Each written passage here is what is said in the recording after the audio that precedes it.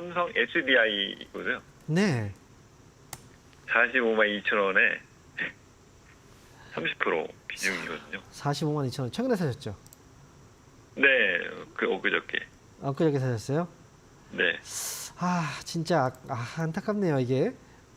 그 타이밍이 조금 며칠 네. 전에 뭐 더 밑에서 사셨으면 네, 또 그러니까 파셨겠죠? 벌써 네, 벌써 그렇죠. 파셨겠죠. 한 네. 5, 6만 원 올랐으니까. 그렇죠. 근데 지금 네. 이제 여기서 이미 또 올라갔을 때 이제 반짝 반등 나왔을 때 다시 또 떨어지니까요. SDI가 최근에 왜 올라왔는지 혹시 알고 계세요? 그 배터리 그 원통형. 음, 사실 가장 중요한 건 이제 전고체 배터리에 대한 기대감. 이게 좀 네, 가장 전고체 크죠. 때문에. 그죠? 전고체 배터리 그래서 관련주들이 또 이제 이 SDI 주가가 올라갈 때 반등이 같이 나왔잖아요. 네, 그러면 삼성 SDI가 이제 전고체 배터리를 양산하는 그 시점을 몇 년이라고 얘기를 하던가요? 그때 2027년도. 그렇죠. 네. 맞아요. 네. 2027년도예요. 그럼 지금은 2024년도란 말이죠. 네, 그러면 5년, 6년, 7년 하면 3년 정도가 남았네요. 근데 네. 2027년도에 진짜 양산이 가능할까요? 이거는 아직 모르는 거잖아요. 그렇죠?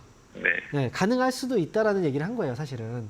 네, 그런데 전고체 배터리가 왜 필요한지를 이제 설명을 드리면 2차 전지 이제 우리가 전기차에 들어가는 배터리가 사실 전기차 가격으로 이제 단가로 따지면 만약에 전기차가 1,000만 원이라고 하면 배터리 가격은 거의 한 40% 정도의 비중을 차지해요. 한 400만 원을 네. 차지하는 거예요.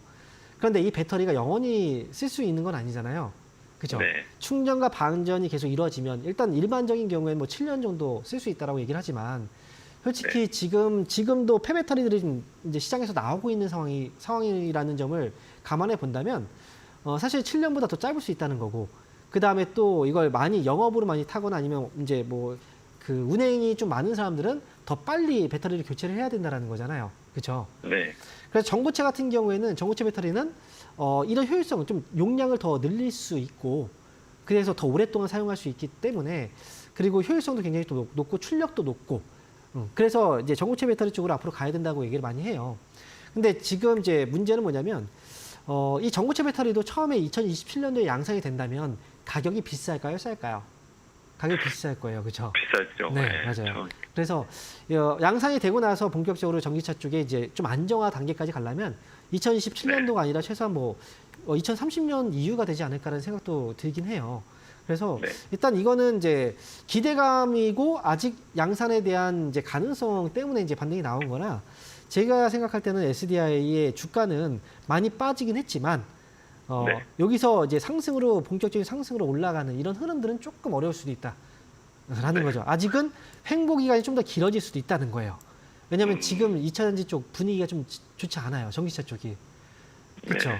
그 테슬라도 어제 보니까 주가가 좀 급락을 했죠? 네, 좀 떨어졌더라고요. 그죠. 그 혹시 전기차 회사 중에 피스커라는 회사 혹시 들어보셨나요? 피스커? 아니요, 못 들어보셨죠? 네. 미국의 전기차 스타트업 기업이거든요. 네. 네, 이제 전기차 쪽 사업을 하는 기업인데 이제 스타트업 기업이라고 해서 이제 얼마 이제 오래 이제 되거나 큰 회사는 아니에요. 근데 네. 전기차 업황이 만약에 이제 좋았다면 이 회사는 이제 굉장히 돈을 많이 벌었을 텐데 최근에 피스커가 이제 어제 보니까 이제 이 파산의 위기로 이제 가고 있더라고 하더라고요. 네, 그렇다는 건 이제 그 전기차 업황이 그만큼 굉장히 좀 안 좋다는 그 반증인 거잖아요. 네. 근래 뭐 리비안도 주가 뭐 급락이 있었고 하니까 그래서 저는 SDI는 물론 이제 전기차가 다는 아니에요. 하지만 이런 분위기도 역시 SDI 쪽에도 영향을 주기 때문에 저는 이 회사는 45만 2천 원에 매수하셨으면 이제 손실은 없이 나올 수는 있을 것 같아요. 저는 그래도 46만 원에 파는 건 어때요? 이 정도면 그것도 괜찮죠. 네.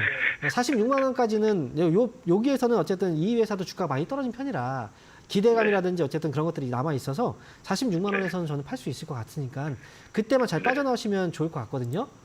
네. 그러니까 46만 원 목표 주가.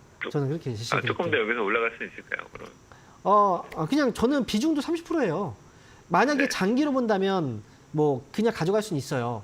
이제 네. 장기전으로 간다면. 근데 그래도 비중은 만약에 46만 원 이제 주가가 반등 나와서 46만 원 오게 되면은 최소한 10% 정도만 남겨놓고 나머지 20%라도 정리를 하세요.